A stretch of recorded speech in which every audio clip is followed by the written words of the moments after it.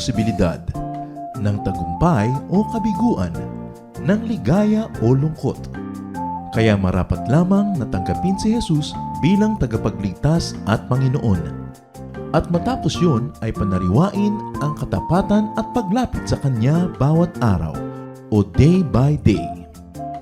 Ang day by day ay naglalayong umalalay sa pang-araw-araw na pamumuhay. Narito po si Kuya Ed Lapis sa mensaheng pinamagatang Ask for more.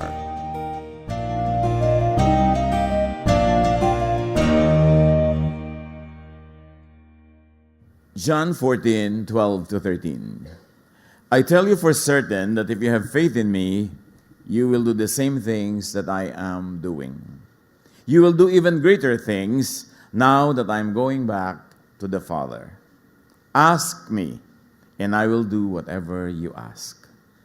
Ask for more. Lord, we thank you that we can ask of you. Salamat, Panginoon, na kayo ay nakabukas palad, bukas ang inyong pandinig sa aming mga panalangin. At ngayon, Panginoon, ang hinihiling namin, kayo pong mangusap, mangaral, magturo, kaluwalhatian niyo ang aming pagsalusaluhan at liwanag niyo ang aming maging gabay. Lead us, teach us, Father. In the name of Jesus, your Son, we pray with thanksgiving. Ask for more. Ano mga hinihiling niyo sa Panginoon ngayong araw na to? Kahapon. Ano mga hinihiling natin? Malaking mga bagay ba o maliliit? Acts 3:1-8. Minsan, nagpunta sina Pedro at Juan sa templo. 3:00 ng hapon noon, ang oras ng pananalangin. Sa pintuan ng templo ay may isang lalaking lumpo mula pa nang ito'y isilang. Dinadala ito sa templo araw-araw upang mamalimos sa mga taong pumapasok doon. Nang makita nito sina Pedro at Juan na papasok sa templo, siya'y humingi ng limos. Tinitigan siya ng dalawa at sinabi ni Pedro sa kanya, "Tingnan mo kami." Tumingin nga siya na sa kanila sa pag-asang siya'y lilimusan. Ngunit sinabi ni Pedro, "Wala akong pilak o ginto. Ngunit kung ano ang mayroon ako, ay siya kong ibibigay sa iyo. Sa pangalan ni Jesucristong taga Nazareth, tumayo ka at lumakad." Hinawakan niya sa kanang kamay ang lumpo at itinayo. Noon day lumakas ang mga paa at bukong-bukong ng lalaki. Palukso itong tumayo at nagsimulang lumakad. Pumasok siya sa templo kasama nila, naglalakad, lumulundag-lundag at nagpupuri sa Diyos. Pagpalain tayo ng Panginoon sa napakagandang kwento na ito at sa maaari maging kahulugan nito sa ating buhay. Isa-isahin natin hanapan ng mga sariwang aral sa buhay. One day, Peter and John were going to the temple at the time of prayer. Now, a man who was lame from birth was being carried to the temple gate, where he was put every day to beg from those who go into the temple courts. Habit ito, araw-araw, may bumubuhat sa lalaking ito, sapagkat hindi niya kaya maglakad mag-isa, dinadala sa pintuan ng templo para mamalimos. It was a lifelong disability. The Bible is clear, it was from birth. So ang hinihingi niya, limos, pera, barya. Barya-barya. Humihingi lang siya ng pang ngayon, bukas uli, pang bukas. And of course, it was a short-term solution sa kanyang napaka-long-term needs. Kaya araw-araw pabalik-balik, paulit-ulit. And it was at the temple gate where he was being brought. Sapagkat inaasahan na temple attendees seeking to receive from God, they are expected to be predisposed to give to the temple and also to the needy. Dahil inaasahan na ang lalapit sa Panginoon para humingi ng pagpapala, ay nakalaan din namang magbigay ng pagpapala maging sa kapwa-tao. Kaya magandang prospect yung bukana ng templo kung gusto mong humingi ng tulong sa kapwa. Sa lahat ng napakarami mga iba't ibang mga major religions, this is a place where many people who seek alms congregate. Because people who seek the Lord are predisposed to be givers to fellow people. Acts 3:3, when he saw Peter and John about to enter, he asked them for money. It was a very ordinary, a very usual day, and the man was going about his continuing dependence on the temple attendees. 4-5, Peter looked straight at him, as did John. Then Peter said, "Look at us." So the man gave them his attention, expecting to get something from them. Very dramatic. Nagtagpo ang kanilang mga mata, nagbungguan ang kanilang mga paningin, at siya'y humihingi ng limos. At sabi ni Pedro, "Look at us." There's the look, there's the connection. Pagka tumingin ka at nagtingin ng kayo, may connection. Kaya kung ayaw mong matingnan ka, ayaw mong makitingin, you wear dark glasses so that there will be no connection. O kaya may nakatingin ka, bigla mo ibaba pa yung mata mo, ayaw mong ng connection. Pero ito, nag-connect sila. And there was also a correction. Sa pagtingin, sabi siguro ni Pedro, mukha ba kami may pera? May iba kang dapat hingin sa amin. You could have asked for something much more. At probably, Peter could also mean, do you recognize us that we are disciples of Jesus? Nakikilala mo ba kami? Tumingin ka sa amin. Acts 3:6, and Peter said, "Silver or gold I do not have." So it must have offered an initial disappointment. Kasi nandun siya for silver or gold. But that doesn't mean that we cannot give anything to you, that we cannot help you. We don't have what you're asking for, but what we have is beyond what you really are asking for. Acts 3:6, but what I do have, I give you. In the name of Jesus Christ of Nazareth, walk. Wala kaming pera, pero may iba kaming yaman. At yon ang ibibigay namin sa iyo. What we have, Jesus. Words of healing. Power to heal. Yan ang gusto at pwede naming ibigay sa iyo kasi natanggap na namin yan sa Panginoon. In the name of Jesus Christ of Nazareth, walk.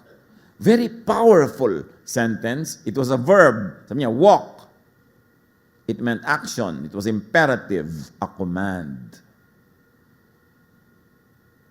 Peter commanded the man. And to be more technical, Peter commanded the mind, the thought of the man. The thought of Peter transferred to the brain of this lame man through words.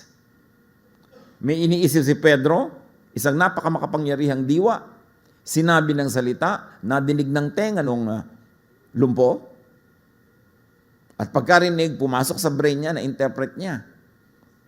Kaya ibig sabihin, look at us. Let's get connected. Yung thought namin maging thought mo. Magta-transfer kami ng power sa iyo.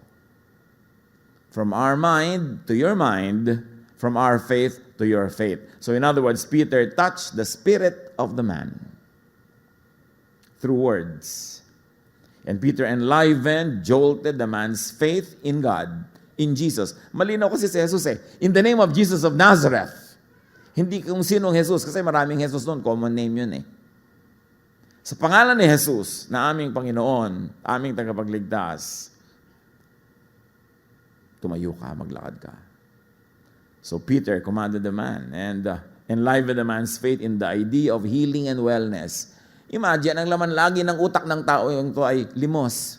Limos. Sino kaya dito may pera? Kanino kaya ako hihingi? Magkano kaya malilimos ko ngayon? Pinalitan ni Pedro ang laman ng utak niya from pulubi mentality, di ba? To a victorious mind. Sabi niya, walk. Huwag tayo mag-usap ng limos. Mag-usap tayo ng mas mataas na bagay. Power. In the name of Jesus Christ, receive this power. So Peter to the man was saying, think, walk. Isipin mo ang verb na ito, walk, not sit down, not lie down, not carried by others, not crawl, not gapang. Kasi ito ang vocabulary ng lumpo na ito. Sino kaya ang bubuhat sa akin bukas? Magpapabuhat na ako, buhatin niyo ako, Limusan niyo ko.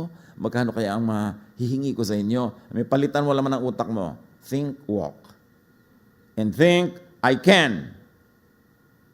Not, I can't. Not others can, so they'll do it for me. You do the walking. Think, I can. You see, may napapalitan. Sa isang salita, walk. Pinapalitan niya yung laman ng isip. Kasi ang isip ang makapangyarihan. What you think becomes you. What you do not believe in cannot be what you are. And sabi ni Peter, think I will. Sabi niya, walk. Hindi niya, please walk. Do you mind walking? Sabi niya, walk. Hindi, ang sabi niya, I will do it. Yan ang isipin mo, not I won't. Not others will do the walking for me. And it's in the present tense, imperative. Sabi niya, walk. Peter was saying, think I am walking.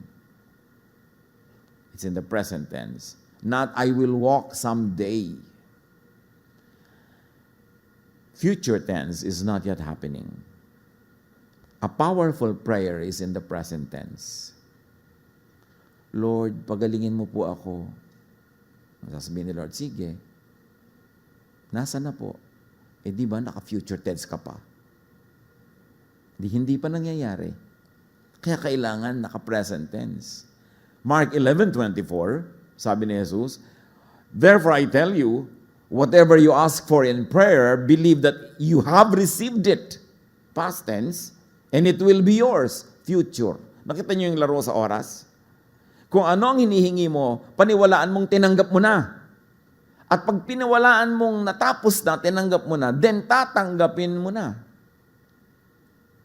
Kailangan ipwesto mo yung utak mo sa kondisyon na, yes, tinanggap ko na. And that positioning of your faith attracts the blessing that you want. Si Jesus ang nagsabi niya sabi niya, believe that you have received it, past tense, and it will be yours. Make the miracle happen by faith, in spirit, in your mind. Kailangan nasa mind mo muna mangyari. Pag nangyari na sa mind mo, pinaniwalaan mo, susunod ang physical world. Susunod ang matter. Ganun ang mga miracles. Kaya sinabi ng Panginoon, let there be light. And there was light. Kailangan isipin. May isang malaking hiwaga ang isip ng tao. Napakamakapangyarihan.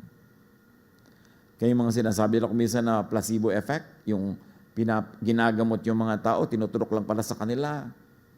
Tubig lang. Pinapainom sila, pinapapaniwala ang iniinom nila gamot, nagagalingan. Kasi naniwala sila. Pag ang tao naniniwala, mayroong kababalaghang nagaganap, nauutusan ng kanyang isip, ng kanyang paniniwala ang physical world. Faith bends the physical world.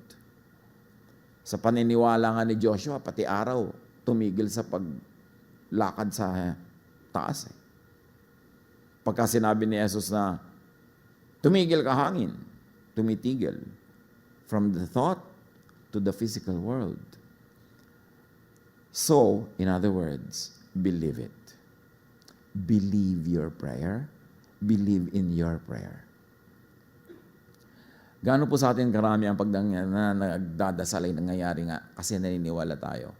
O magdadasal kang, baka man sakali mangyari. O dadasal ko na rin, baka man may mangyari. Huwag mo asahan may mangyayari sa ganun. Kailangan matupad muna sa iyong guni-guni, sa iyong isip, sa iyong pananalig. Believe that it can and will happen. Believe that it is happening. In fact, sabi ni Jesus, believe that it is done.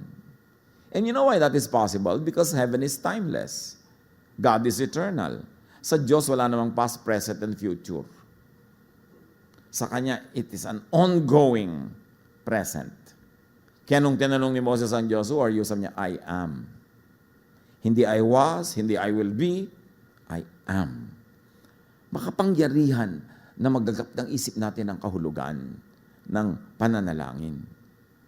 At sabi sa James 1, 6-8, but when you ask, you must believe and not doubt. Because the one who doubts is like a wave of the sea, blown and tossed by the wind. That person should not expect to receive anything from the Lord. Such a person is double-minded and unstable in all they do. Pagka ikaw humingi, maniwala ka. Kung hindi mo rin lang paniniwalaan, huwag mo nang hingin. Sayang lang pagod mo. Pagka ikaw'y nag-aalinlangan, para ka daw na sinisiksot-tiksot na alon sa dagat, nilalaro-laro ka lang ng hangin, ganun, wala ka naman talaga napupuntahan, paikot-ikot ka lang doon, ganyan ang katulad ng isang taong walang pananalig. Huwag umasa na makakatanggap ng anumang makabuluhan mula sa Diyos. Mark 11:25, and when you stand praying, if you hold anything against anyone, forgive them, so that your Father in heaven may forgive your sins. So may isang elemento pa ito ng powerful prayer. Kakambal ng asking for blessing is forgiving.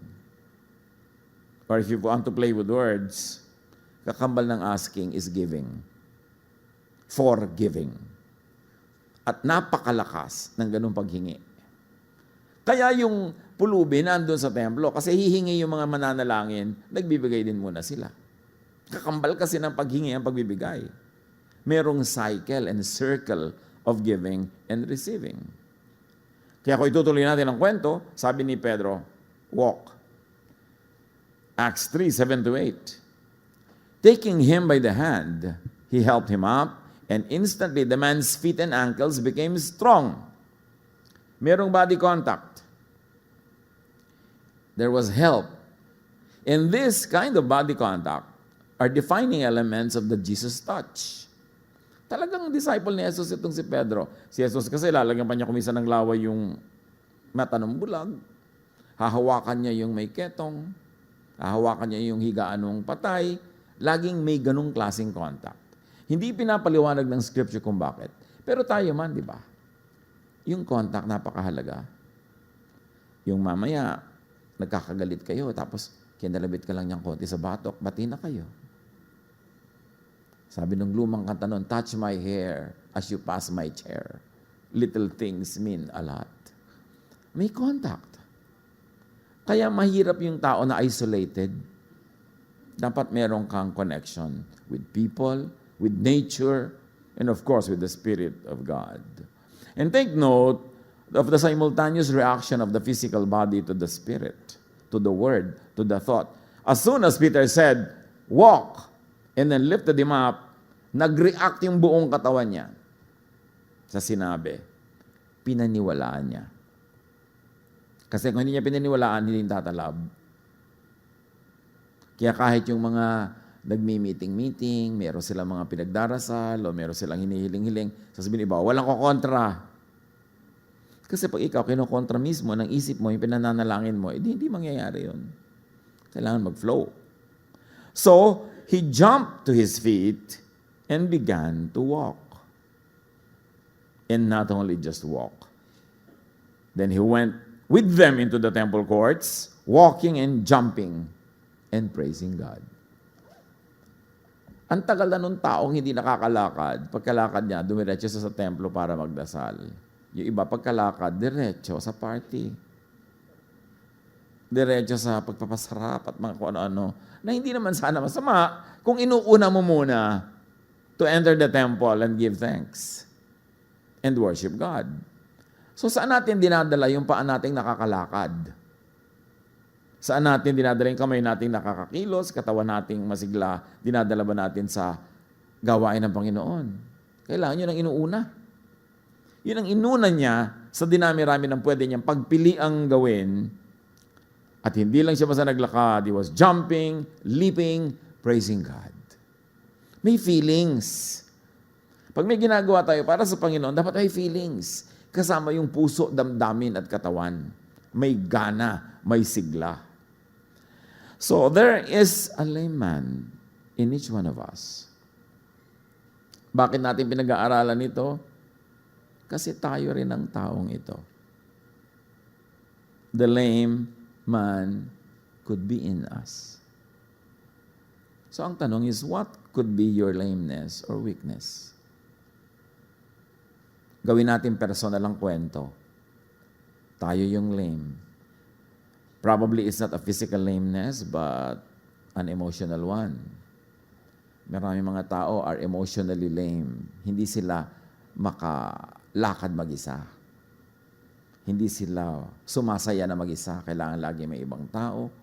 Hindi nila kayang libangin ang sarili. Kailangan merong ibang gagawa nun para sa kanila. Lagi silang may mga takot. Hindi sila makapanindigan mag-isa. What limits you? What makes or keeps you poor or lacking or unable? Maybe materially, but mostly emotionally and spiritually. What is your disability? Para pakinabangan natin ang kwento ng taong ito, angkinin natin yung kwento.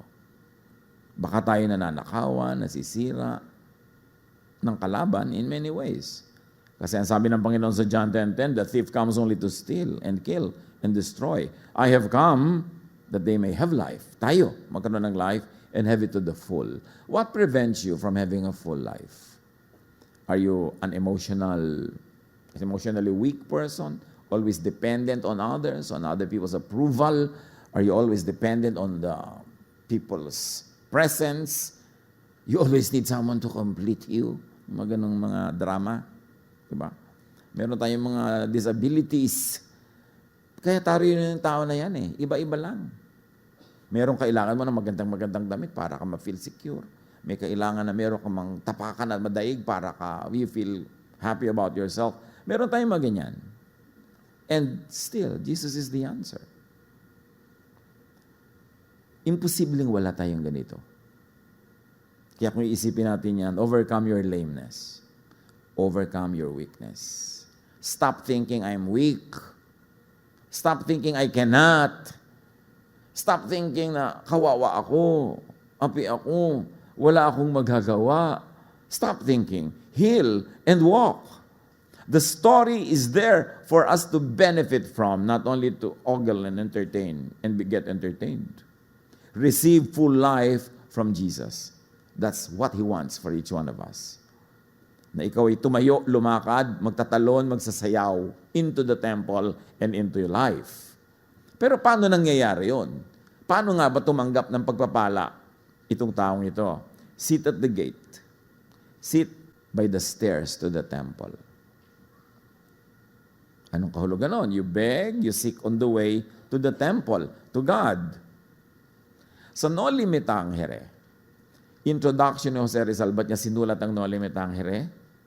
Bakit niya daw isinulat yung mga nangyayaring mga katiwalian sa ating lipunan? Bakit daw bubuklatin niya ang malakanser na sakit ng ating lipunan? Sabi niya, gagawin ko sa iyo, Pilipinas, ang ginagawa ng mga sinaunang tao sa kanilang mga may sakit. Inilalantad sila sa mga baitang ng templo upang makapagmungkahi ng lunas ang sino mang dumarating na mananawagan sa bathala. Ang lalim-lalim talaga niya si Rizal, pero naaarok naman. Sabi niya, yung mga may sakit nung araw, dinadala nila sa paanan ng templo para kung may darating mananawagan sa bathala, especially mga banal na tao na may mga alam sa paggagamot, bubuklatin ang sakit, tatanggalin ang takip. Pag may dumaraan, inaasahang may magmumungkahi ng gamot. Kaya sa mga doktor, di ba tayo naguhubad? Kailangang makita. Kaloob-looban ng buto mo, kailangan makita ng mga machine para makapagmungkahi sila ng lunas. Kaya ang sakit, dinadala sa paanan ng templo para madaanan ng mga taong gagamitin ng Diyos para makapagmungkahi sila ng kagamutan. Kaya ating ipinagtatapat sa Diyos. Inaamin, inaako, inihihingi ng kalinisan. Sobrang naging effective ang ministry nitong sila Pedro. Kaya sa Acts 5:15, people brought the sick into the streets and laid them on beds and mats so that at least Peter's shadow might fall on them as he passed by. Napaka-epektibo ng pagkilos ng Panginoon kila Pedro at naniwala ang mga tao na ang kanilang presensya, ang kanilang paghipo, ang kanilang pagtuturo ay nakapagpapagaling na ang mga may sakit ay inihahain nila at inilalatag, inihihiga sa mga daraanan ni Pedro. Inaasahang matamaan man lang ng anino niya ay gumaling. Ang mga anak kasi ng Diyos na kinakasihan ng Espiritu, pag nagsalita, may nabe-bless. Pag kumilos ang kamay, may nagagamot. Pag naglingkod, may napapabuti.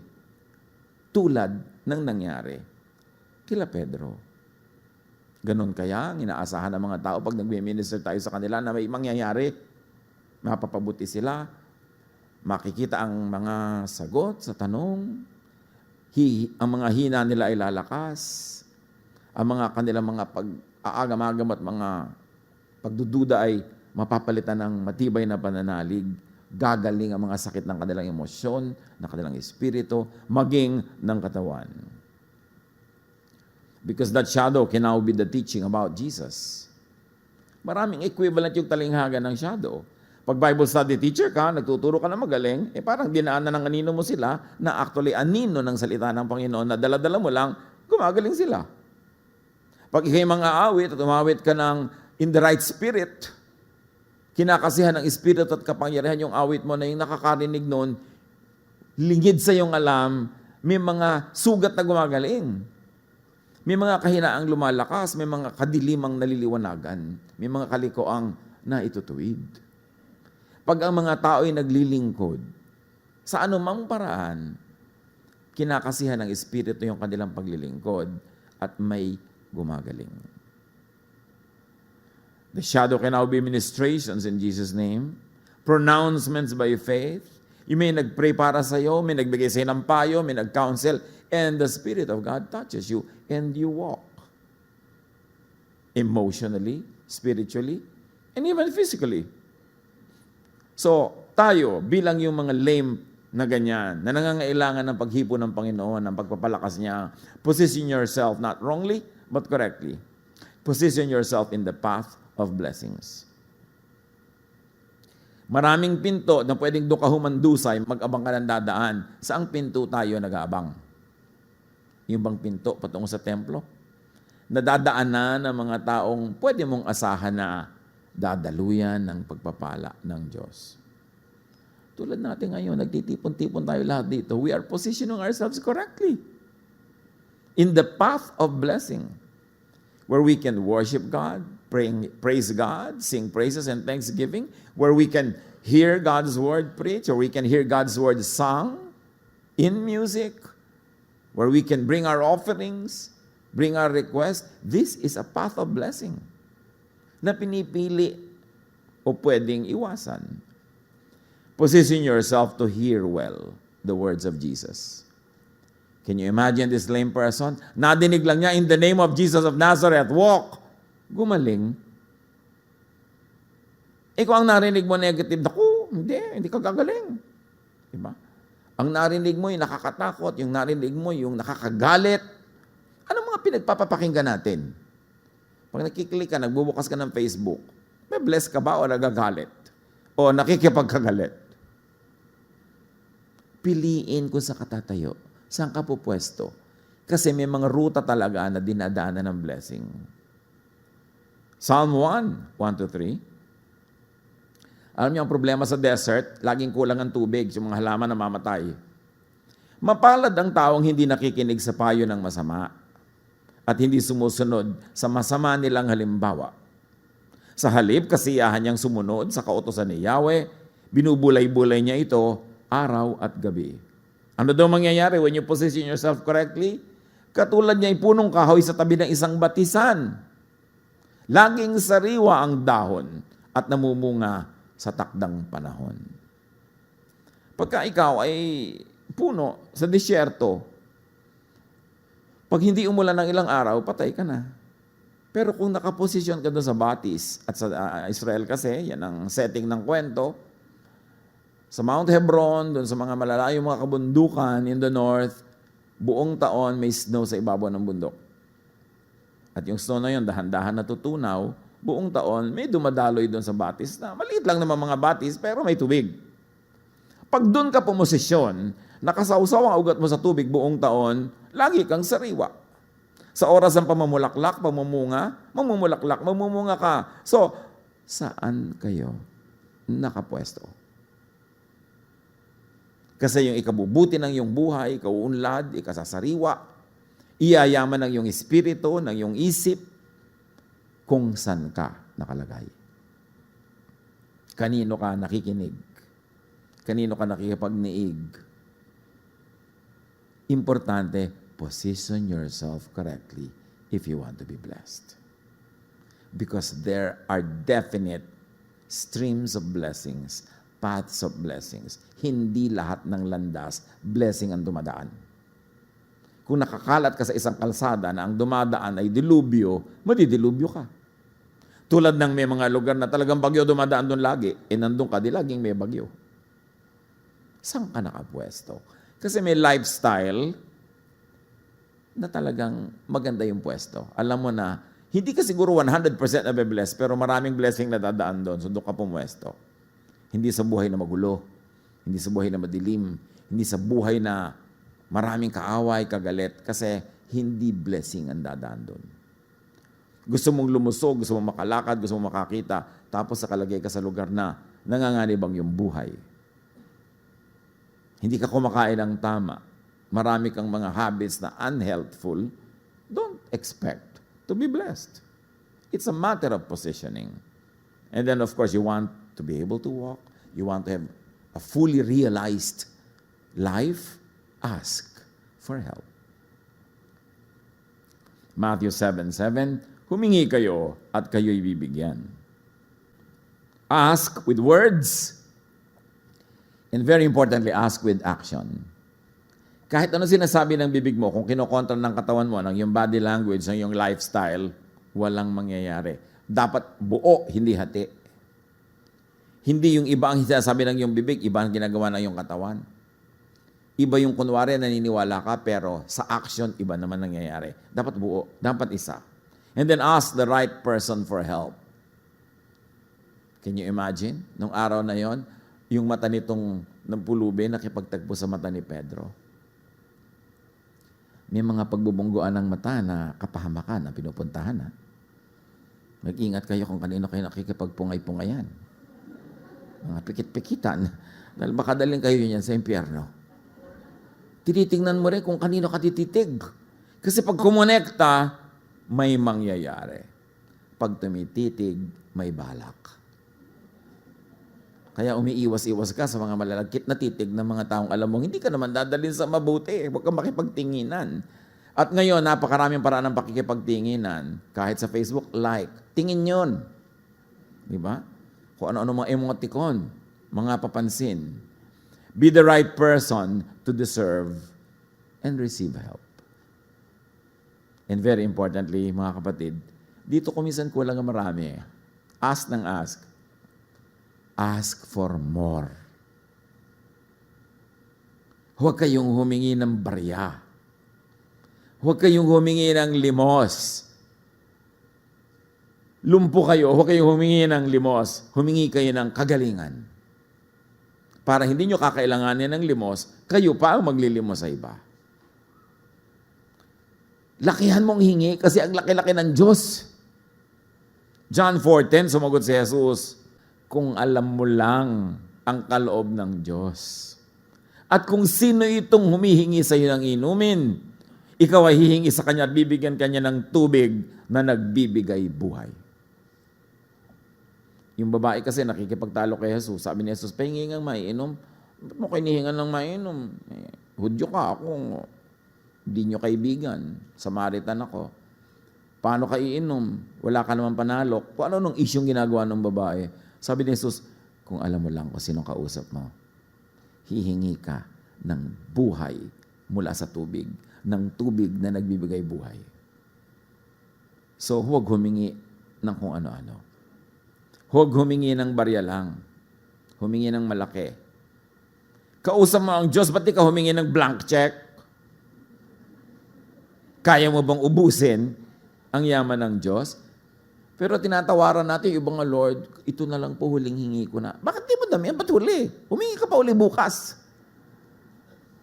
Mabait kasi ang Diyos eh. Akala natin laging kailangan mong palitan, laging transactional, laging meron kang, Lord, hindi po ako kakain ng masarap, ibigay niyo lang yung kailangan ko. Dapat, Lord, kakain po ako ng masarap at ibigay niyo po yung kailangan ko. Because siya ang ating Ama. Walang mabuti na hindi niya ibibigay. Huwag humingi ng mga buhat lang. Kung ikay lumpo, humingi ka ng kakayahang tumayo. Huwag humingi ng limos lang. Humingi kayo ng puhulang pangnegosyo. Huwag humingi ng prutas, humingi kayo ng malawak na lupain na bubungkalin ninyo at tataniman. At huwag humingi ng mga patawad lang sa Diyos. Patawarin niyo po ako, bagamat maganda yon. Hingi niyo yung lakas na hindi niyo na kailangan magkasala lagi para lagi kayong humingi ng tawad. And more than that, humingi kayo ng kapangyarihang magpatawad. Pwedeng lakihan eh. Ask for more. Ano man yun? Ano bang hinihingi nyo sa Diyos? Diyos ko, makapasa lang po ako sa board kahit pasang awa. Ba't hindi mo hilinging mag-top? Oh, may imposible ba sa Diyos? Diba? Diyos ko, makapag-asawa lang po ako kahit lumpo. Ba't hindi ka humingi ng gwapo? Hihingi ka na rin lang. Ask for more. 1 Corinthians 2:9, what God has planned for people who love Him is more than eyes have seen or ears have heard. It has never even entered our minds. No eye has seen, no ear has heard, no mind has conceived what God has planned for those who love Him. Sabi niya, alam niyo, malilikot ang mga guni-gunin niyo. Marami na kayong naisip, narinig, nakita, pero ang totoo lang, hindi pa sumasagi sa isip nyo kung gaano kabuti ang Diyos at kung gaano kalaki at kaganda ang plano niya para sa inyo. Para kayong isang palaka na nasa balon, doon na lumaki, ang akala nyo ang langit, courting coin. Maliit na guhit kasi nasa loob kayo ng balon. Lumabas kayo, malalaman yung pagkalawak-lawak pala ng langit. Lumabas sa mga balon ng isip, sa small-time thinking, small-time faith, small-time practices, because we have a great God. Ang buhay na ito, sabi niya, you have no idea what God wants to give you. Ephesians 3:20, with God's power working in us, He can do much, much more than anything we can ask or think of. So, hear and think power. Not weakness. Power. Huwag laging, I cannot, hindi ko kaya. Ganyan lang talaga ang buhay. Wala tayong magagawa. These are words of defeated people. Dapat victorious. We can because of God. Alam sabi ni Pedro? In the name of Jesus Christ of Nazareth, walk. Lumpo mula nung pagkabata, ni hindi naranasang maglakad. In a matter of seconds, tatalon-talon, sasayaw-sayaw. Walang imposible sa Diyos. Huwag niyo lalagyan ng limit ang pananalig. Acts 1:8, but you will receive power when the Holy Spirit comes on you. We are people of power. We should be people of power. Hindi yung laging natatakot, kinakabahan, laging nililiitan ng sariling mga pangarap para huwag masyadong mabigo. Lakihan mo yan, lakihan ng pananalig. And think possible. Meron ba kayo ngayong gusto sa buhay na sinasabi nyo mismo, kayo nagsasabi impossible? Change your vocabulary. Sabi ni Mary, ka-virgin kong tao, magkakaroon ako ng anak. Paano yun? Sabi sa kanya na anghel, nothing is impossible with God. At least, babae ka, nagkaanak ka. Kahit ka-virgin. Sabi gano'n, si Adan nga, walang ama, walang ina, naging tao. Hindi ba? Kaya tinatanong na iba, si Adan po kaya merong pusod? Ano siya? Palaka. Kasi po, di ba, hindi siya pinanganak, di wala siyang pusod. Yung papalitin mo yung laki-laking istorya sa mga ganung mga pag-iisip. Kailangan lawak ng pang-unawa mo at pagtanggap ng kahit di mo naunawa. Hindi ko naintindihan yan, pero alam yan ng Diyos. And I'll believe that God loves me and that God's love can do many great things for me. Think possible. Gaano karami sa inyo ang lumaki sa hirap na muntik nyo nang tanggapin na mahirap na lang kayo hanggang mamatay, pero nanalig kayo minsan isang araw, you saw nakakita. Diba? Wala nang one bird, isang ibon. Sobra na. Tapos ginawa nyo, tapos lumaki ngayon, hindi na kayo poor. Tapos sabi nyo, posible? Pwede. Abot kamay pala ang mga bagay. Napaka-posible. Luke 1:37, walang anumang bagay na hindi kayang gawin ang Diyos. Anong kailangan nyo? Anong gusto nyo? Anong inaasahan nyo? Manalig kayo. Humingi sa salita at humingi sa gawa.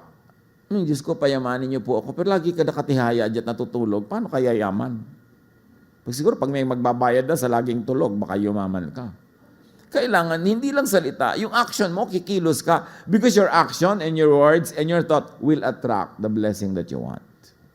Mark 9:23, sabi ni Jesus, kung may magagawa ako, mangyayari ang lahat sa sinumang may pananampalataya. Sabi ni Jesus, hindi ako ang issue. Natural, magagawa ko yan. Pero naniniwala ka ba? Hindi yung kakayahan ko ang nakataya dito, kundi yung naniniwala ka ba? So napakalaking bagay mga kapatid to develop our faith. To practice that faith. And to ask God for more faith because it is our faith that moves mountains.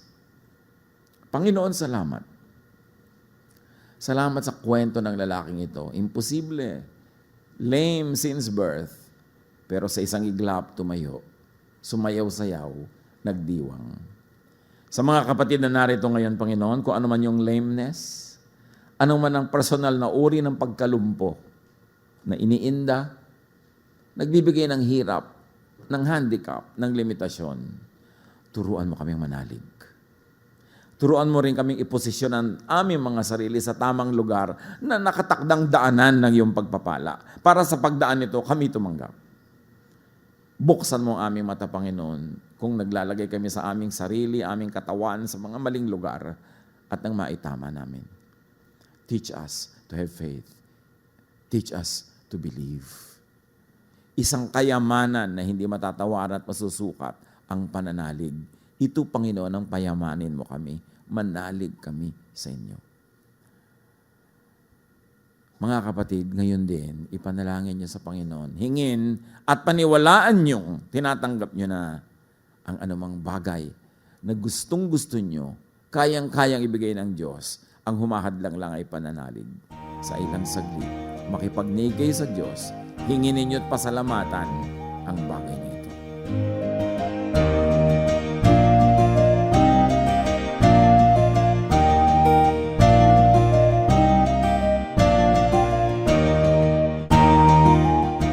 Ang katatapos pong mensahe ni Kuya Ed Lapiz ay pinamagatang Ask for more.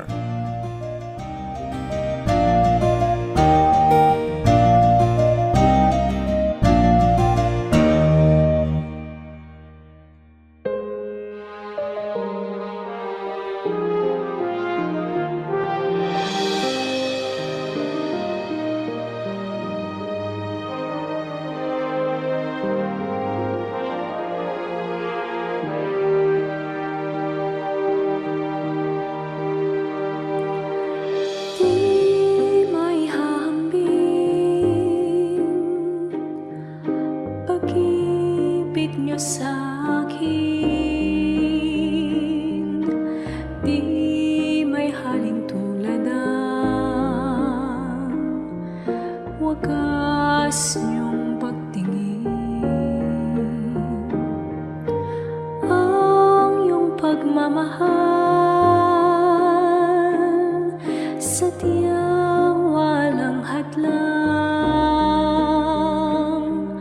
wala sa kalagayan at katayuan.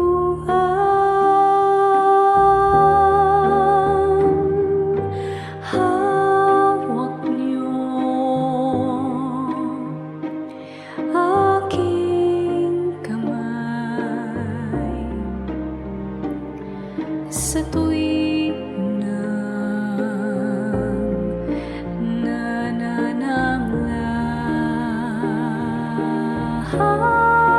nanananglahay at sa tuwing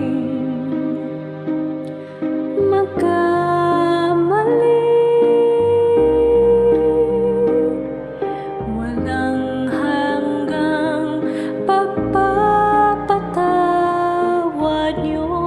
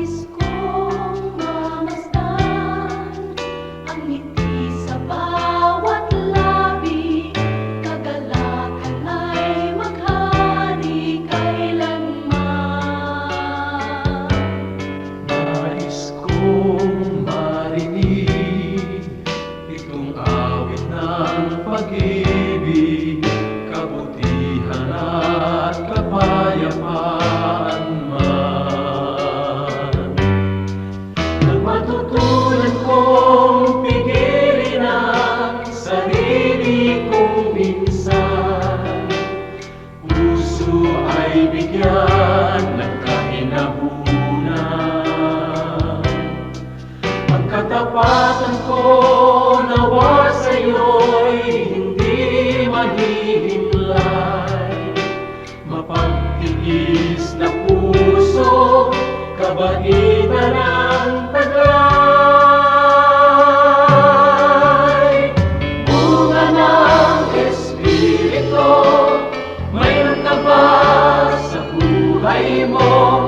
Ang kinakailangan na ipakita ng Kristiyanong tunay. Bunga ng Espiritu, kung wala sa buhay mo, kay Jesus tanggapin mo.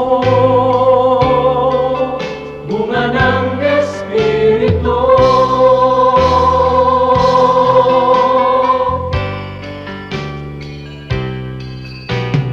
Kay Jesus tanggapin mo.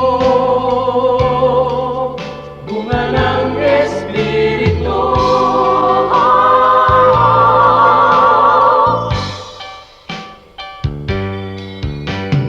Bunga ng Espiritu, mayroon ka ba sa buhay mo? Ang kinakailangan na ipakita ng Kristiyanong tunay. Bunga ng Espiritu, kung wala sa buhay mo, kay Jesus tanggapin mo. Bunga ng Espiritu.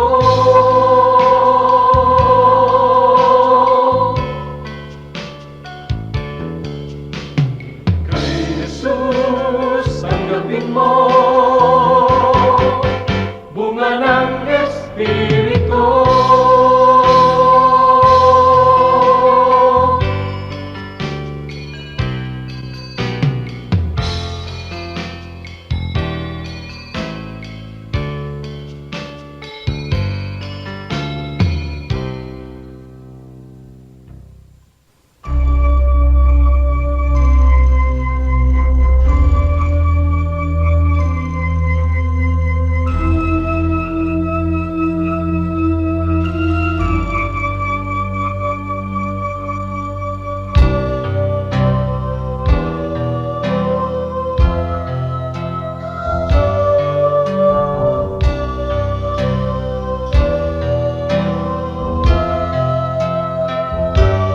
Bakit labis na pag-ibig ang nais kong ibigay?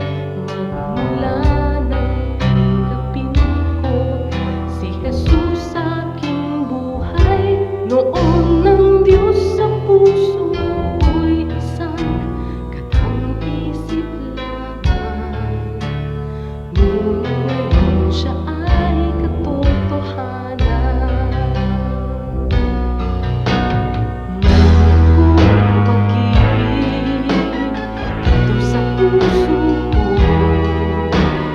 Mayroon akong pag-ibig, nais kong ibahagi lagi sa inyo. Mayroon akong pag-ibig na hindi mamamatay. Mayroon akong pag-ibig, ito ay panghabang buhay. Labis-labis na pag-ibig kung sa'yo'y naghihintay. Pag sa puso'y tanggapin mo si Jesus na siyang buhay. Noon ng Diyos sa puso'y isang katang-isip lamang. Ngunit ngayon siya ay katotohanan.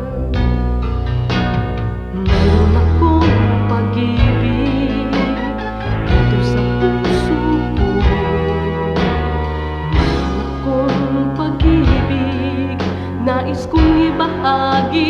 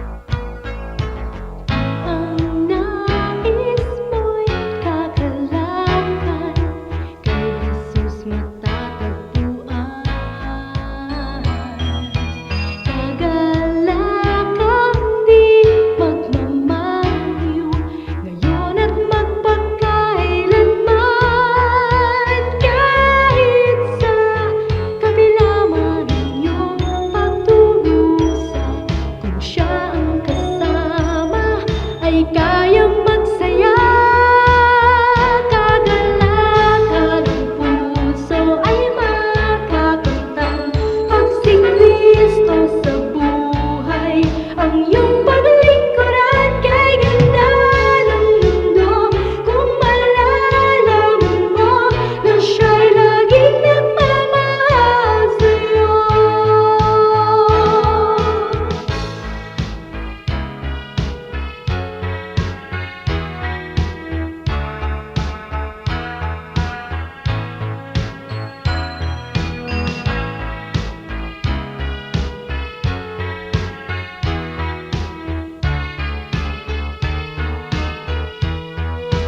Kahit sa kabila man ang iyong pagdurusa, kung siya ang kasama, ay kayang magsaya. Kagalakan ng puso ay makakamtan. Pag si Kristo sa buhay, ang iyong paglingkuran kay ganda ng mundo. Kung malalaman mo na siya'y laging naghihintay sa'yo, kay ganda ng mundo. Kung malalaman mo na siya'y laging nagmamahal sa'yo.